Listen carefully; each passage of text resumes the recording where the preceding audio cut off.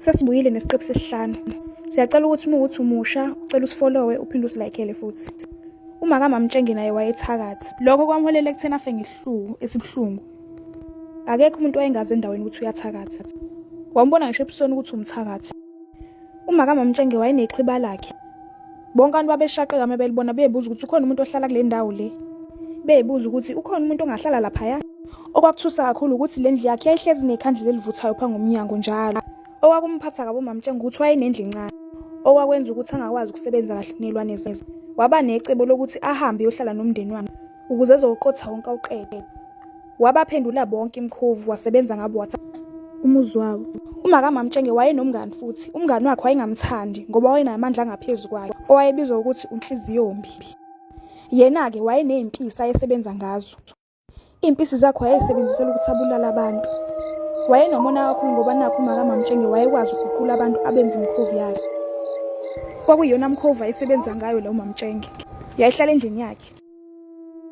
Uma kaMamtshenge alukho uhlobo lomkhovu wayengenalo emzini wakhe.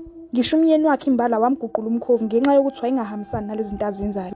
Ngokuthi umngane wakhe wayenomona, wamenzela isu lokuthi ambulale, amthumele impisi zakhe ziyombulala.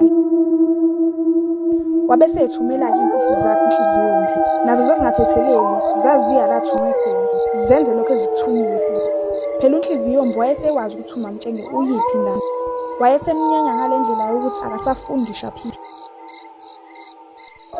Uma kaMamtshenge ehambele ehlathini lalimtshela igazi kodwa engabi nalento yokuthi khona umuntu ongafuna ukumbulala noma ukumhlasela. Izilwane zakhe zazisezwile ukuthi khona ungahambi kahle. Naye futhi uMamtshenge wayenawo umuzwa ukuthi izilwane zakhe azikho right lezi zabe sezibika indaba izilwane. Kodwa ke kwase kushaye sona isikhathi sokuthi uMamtshenge ahambe. Yaba buhlungu kakhulu into enzeka kaMamtshenge ngoba zasezimqumbe phansi izilwane lezi impisi zanhliziyombi. Zaseqedile. Emva kwalesenzo nazo lezi impisi zaba nenkinga enkulu.